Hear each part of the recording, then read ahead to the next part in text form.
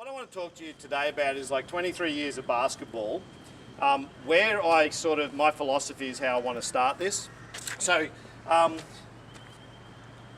basically when I approach basketball, and this is for the benefit of the players and coaches, is kids go to me, oh, have you got any tips? So I come up with a word that I use to describe what my basic philosophy is, which it is a basketball tip, and it's TIP.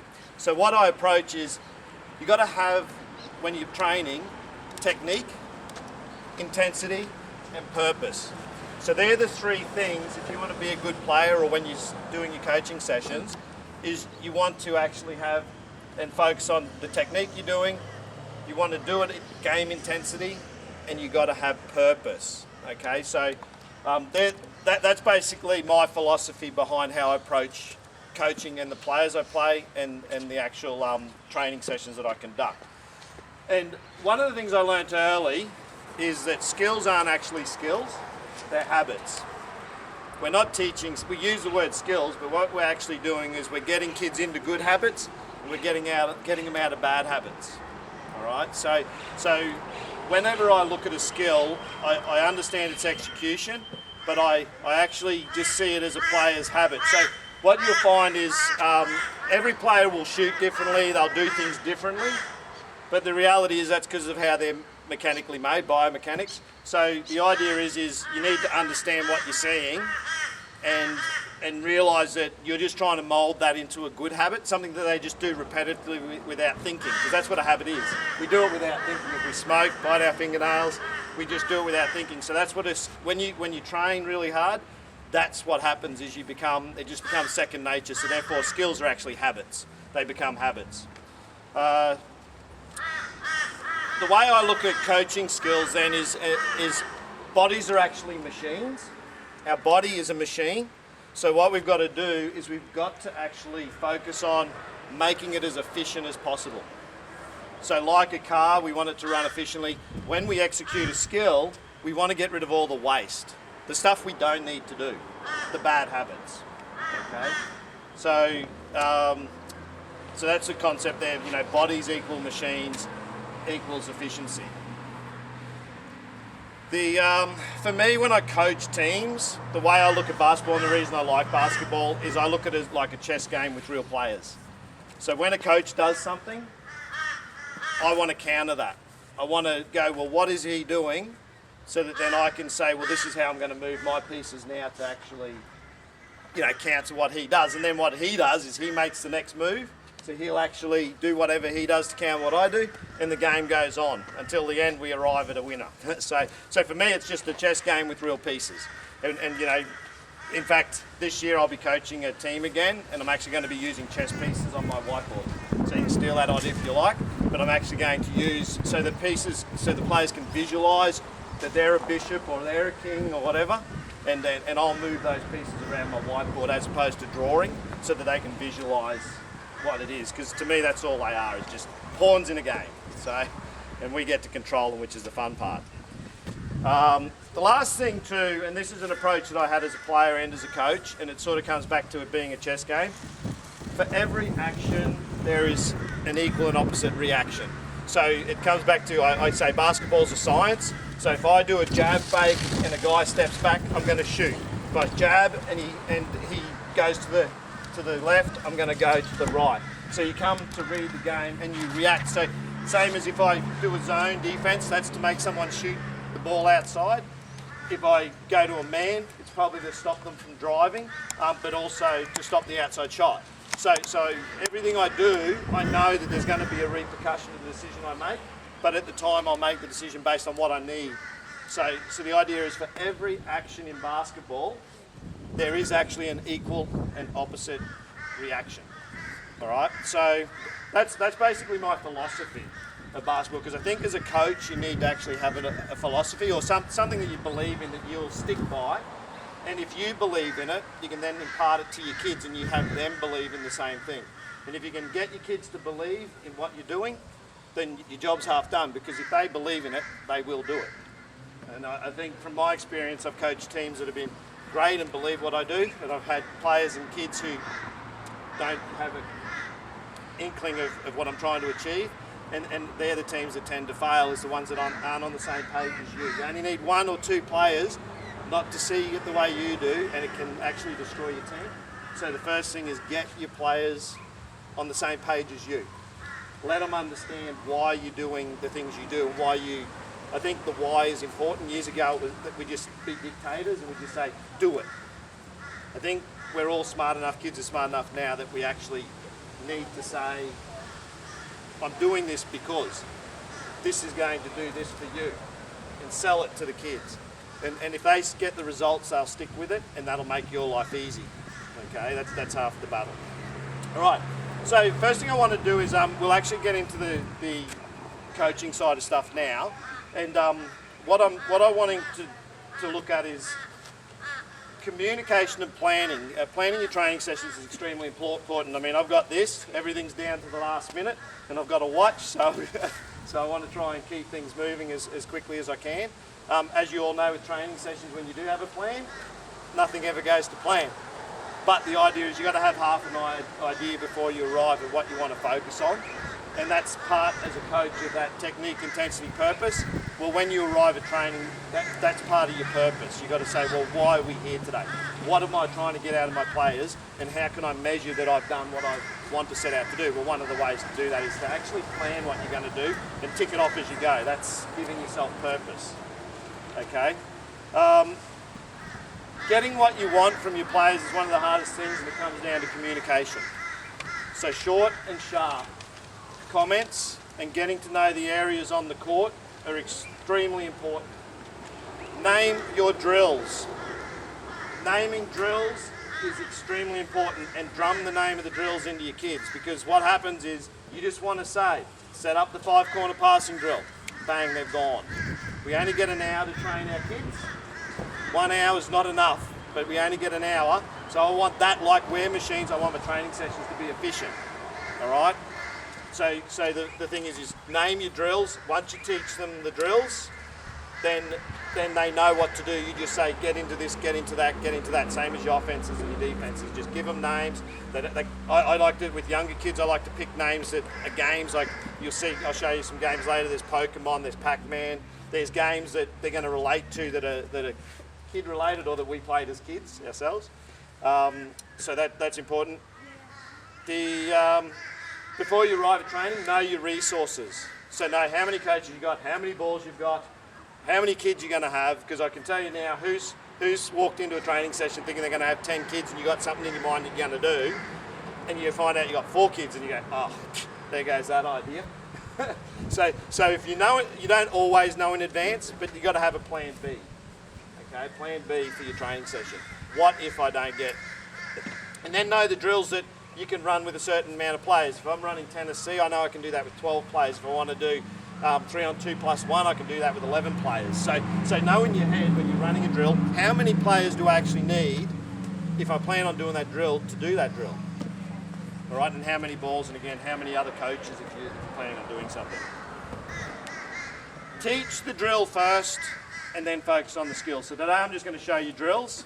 So you will hear points of emphasis when I'm dealing with the kids. That's out of habit. It's like just what you do as a coach, and you guys feel free to make comments to the kids. You're here to help them as well, even though it's more of a session for you. But teach the drill first. Focus on getting the drill and the structure of the drill right in the first time you run it. But don't be hard on the kids when they're not executing the skill that you want straight away, because learning a drill is one thing and learning a skill is an absolute another. And you got all season to learn the skill, but try and teach the drill and get the drill the first and second sessions, and then your expectations can lift. Once they know the drill and you say get into the drill, off you go, you know, and then you can focus on the kids that need the help and the ones who don't. Right. Sorry to interrupt, but he's on its way, it's 5 minutes away. So. Okay, no worries. All right, so what I'll do is we'll warm up these kids out here. So the first thing I want to do, and I'd encourage you guys, is to join in this. So guys, what I want you guys to do is now, I want you to run. You've got 5 seconds to put your basketball in that corner and come back here. 5, 4, 3, 2, 1. Whoa, leave them there. They're going to stay there. That's fine. All right.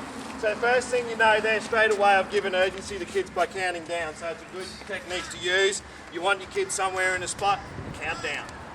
5, 4, 3, 2, 1. Now, as coaches, you don't have to get involved with this, but if you want to, you can. As parents, if you're just watching, still get involved because you might actually learn something. But if you don't want to, just step off the baseline. So if you want to be, we're just going to go through the lines of courts. So what we're going to do is we're going to play a game called Simon Says, but it's actually called Coach Says. It's very simple. All right, so if the coaches that want to be involved, Now, the annoying thing about this basketball court, I just realised, it's actually not a basketball court anymore. What? You can sort of see them. It's a netball court. That's sacrilege. That is absolute sacrilege. Anyway, so you can sort of see the red lines, kids, so you have to imagine where they are. So what I'm going to do is tell the kids to go to spots, because what you as coaches need to do is they need to know where the spots are on the court, and you as coaches need to know where they are. So we've got an elbow here, just letting you guys know. Out here, if I say free throw line extended or 45, it would be here. All right, if I say at the point or the top, it would be at the top of the three-point line. Halfway, baseline, sideline, pretty much keyway, jump ball circle, jump ball circle, jump ball circle. The low block, which is important, which is actually the double dots here or there. All right, so what I'm going to do is I'm going to say Coach says. If Coach says to do something, you've got to do it. All right? So, Coach says, show me a baseline, run to a baseline. Coach says, dog drill to the other baseline. So what I'm doing is I'm obviously using this as a warm-up. It's good with younger kids, older kids you might not get to this, but this is more for the benefit of the coaches. Coach says, run as fast as you can to a sideline.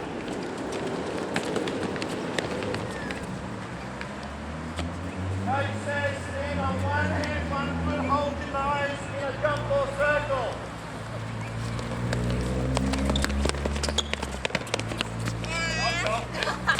How you doing? Coach says, walk backwards to a three-point line.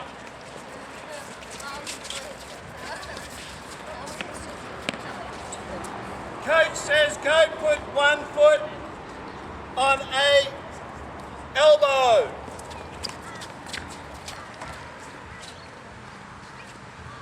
Coach says, go stand at the free throw line. Coach says, run to the opposite free throw line.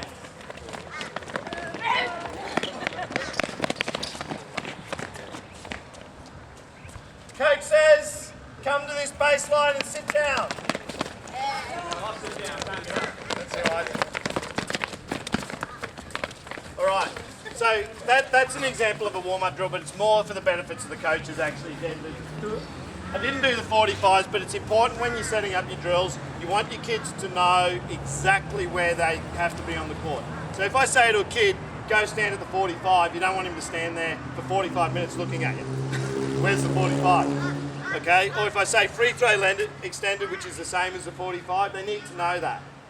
Same as the point, the elbow. I mean, they're the references we use, or the block. They're the ones that we know what a three-point line is and a halfway and a baseline because we all play. But when you're using terms like free throw line extended, kids just get lost. If I say split line, they get lost if they haven't been taught it. So it's always good to know the areas on the court and teach the ones that need a little bit more thought.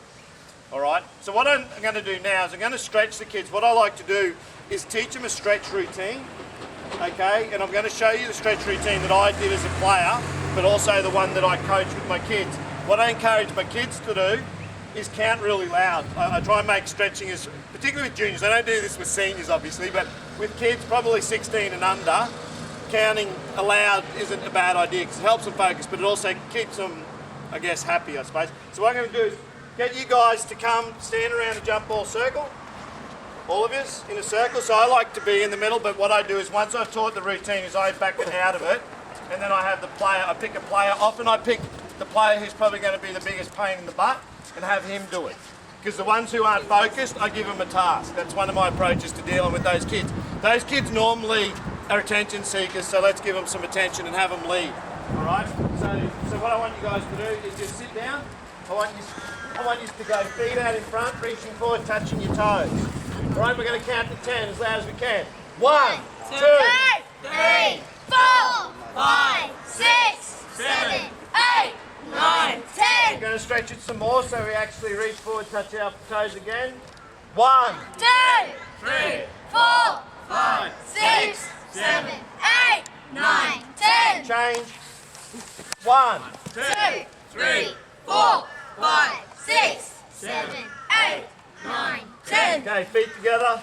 Push down on your knees with your elbows. 1, 2, 3, 4, 5, 6, 7, 8, 9, 10. okay, left leg out in front, right foot over the left leg, left elbow over the right knee and push back. If you don't feel your lower back stretch, bring your leg side your thigh there. 3, 3, 5, 6, 7, 8, 9, 10. okay, change. Right foot out in front, left leg over, right foot, right hand rather behind your knee. 1, 1, 3, 4, 5, 6, 7, 8, 9. 10. okay, standing up. First one's knee to chest. Try and stay balanced. Knee to chest. 1, 2, 3, 4, 5, 6, 7, 8, 9, 10. 1, 2, 3, 4, 5, 6, 7, 8, 9, 10. okay, leg behind but push your leg into your hands. Try and straighten your leg. Don't let it touch your bottom. 1, 2, 3, 4, 5, 6, 7, 8, 9, 10. other leg. 1, 2, 3, 4, 5, 6, 7, 8, 9, 10. okay, 2 feet apart, toes point to the front. Lean to one side, keep one leg straight. 1, 2, 3, 4, 5, 6, 7, 8, 9, 10. other leg.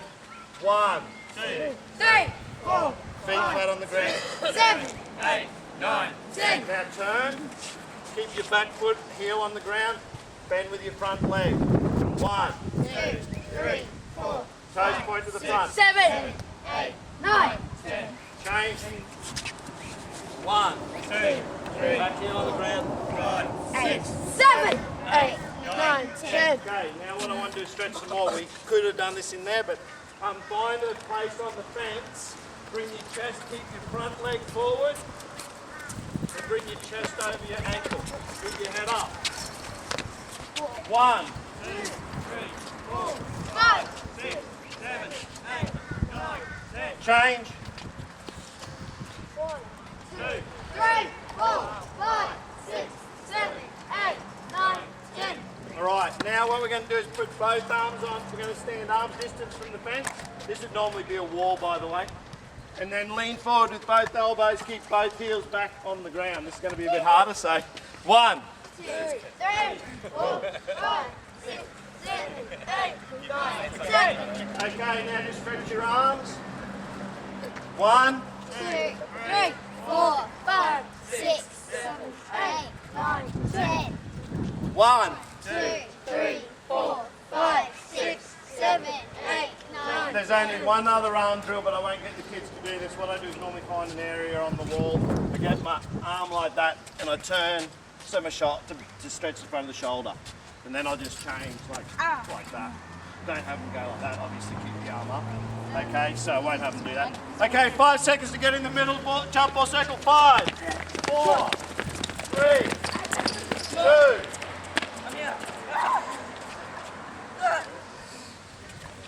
All right. What I'll get you guys to do is go stand in the corner. Actually, you guys all got basketballs, just the kids. Has everyone here got a basketball? Yes. Okay, here's your instruction. Without bouncing a basketball, you guys have to grab your basketball and go stand in the corner of the court over there. 5, 4, 3. Yes, mine over near the blue bag. There's the one with green. Yeah, appreciate it. Yeah, you got one. 4, 3, 2. Stay there. Caden. 1 in the line. Caden. Other one, over there. Has anyone got a bag if they don't have anything in that's going to get broken, just so I can pop it here? Yeah, jumper's fine. Anything that I can just use as a prop. I normally would have a chair, but we're outside.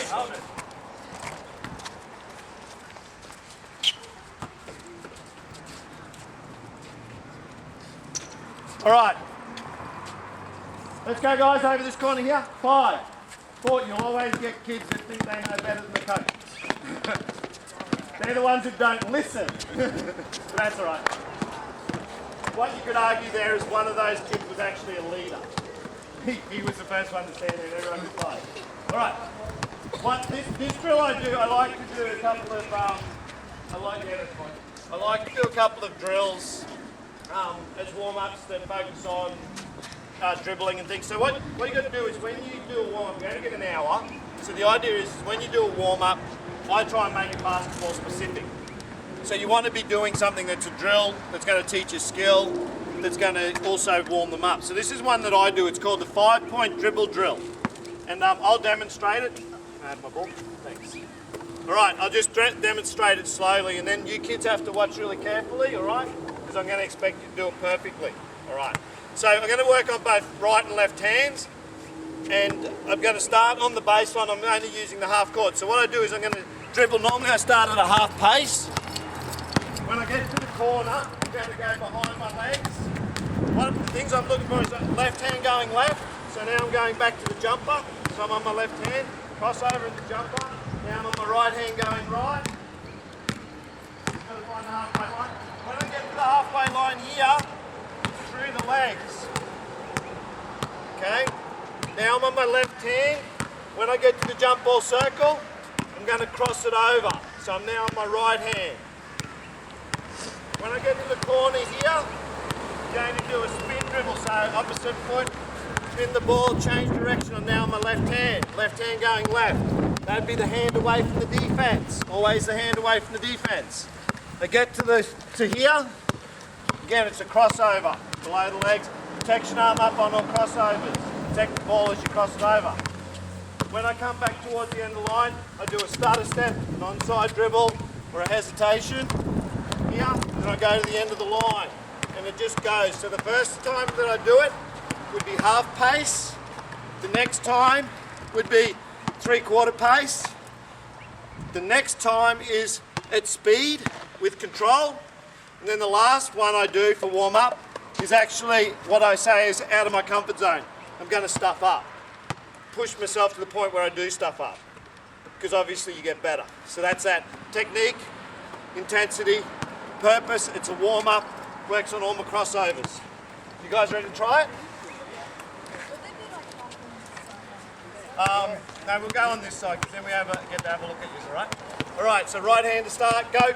With a lot of my drills, if I'm doing corridors, what they call corridors, you know, when you're running up and back and you're dribbling, I'd be saying, look at the ring, see the court. I'd encourage him to look up and look at the ring, focus on the ring. Your left hand. Okay, let's go. Let's see how you go with it. Go, next guy can go, get through it a bit quicker.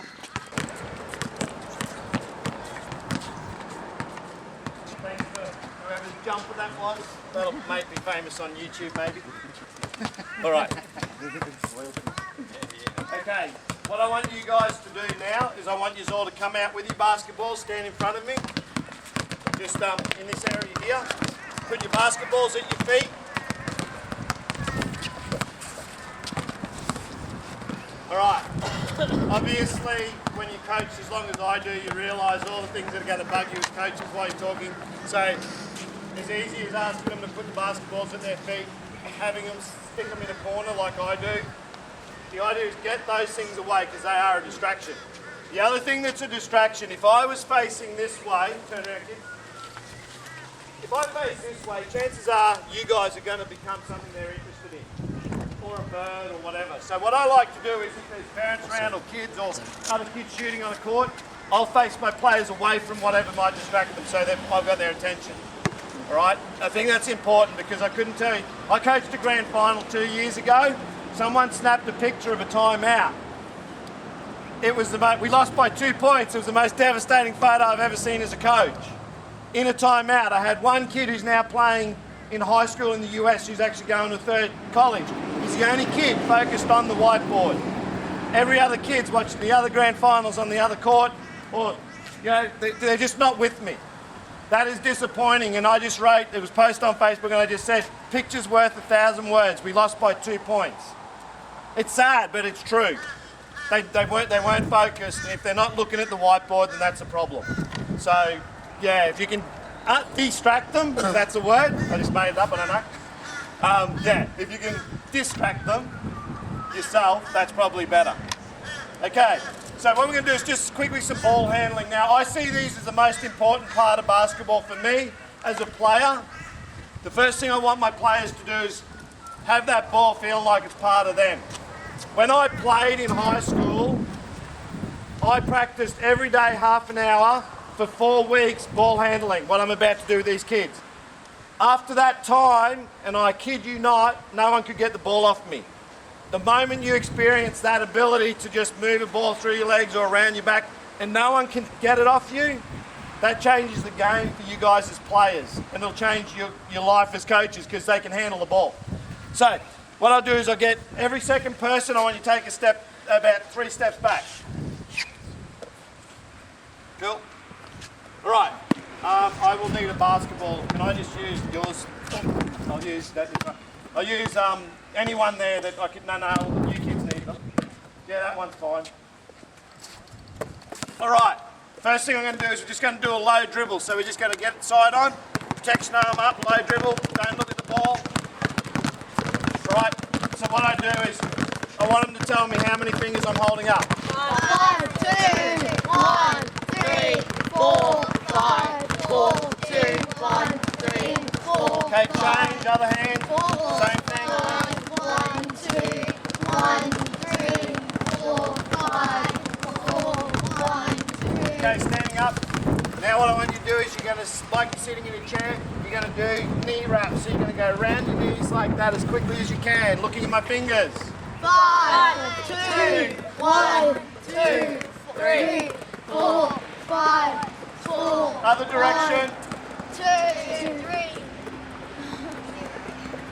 3. Keep going. I haven't said stop. That's something that's important. Just because you stand up or stop doesn't mean they stop.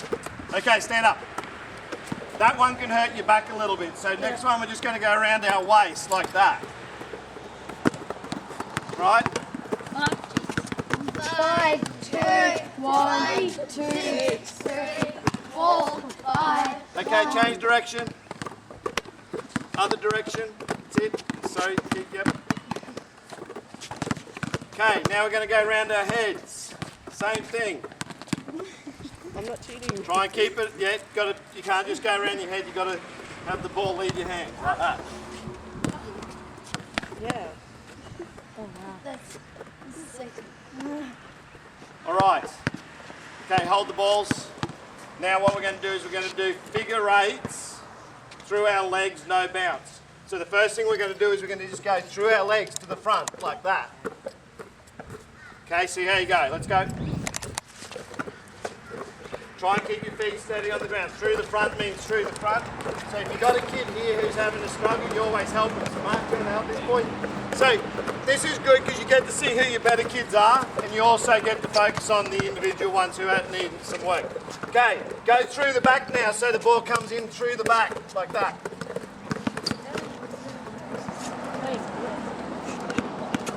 Head up, look at my fingers. 5, 2, 1, 2, 3, 4, 5, 1. Okay, standing up. Okay, I like to alternate the kneeling ones, like where they're down low, because that can affect their back. So I like to do ones where they're standing up, down, going left.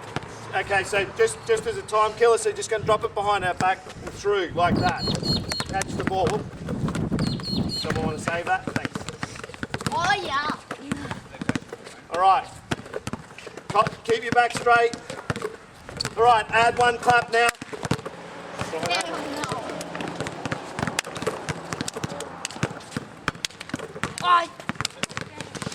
When you got one clap, add 2 claps. Oh, where are we at the clap?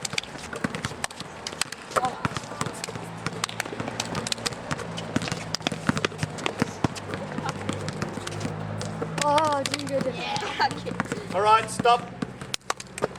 Now we're going to go figure eights with bounces through our legs. We're going to go through the back first. I'm going to do 3 bounces. So just hold the ball. The first one I'm going to do is I'm going to put the ball to the front, to the back, and then through. front, back, through.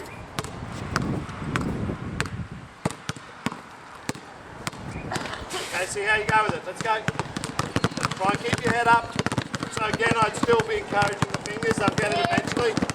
3, 4, 5. God damn it. 4, 1. 7, 3, 4, 5. All right. Standing up, watching, holding balls. Good work. We're going to go 2 bounces now. So it's to the back and through. So to the back, through, back, through, back, through, back, through. So it helps if you know a kid that can do these the best, target those kids to help demonstrate what to do.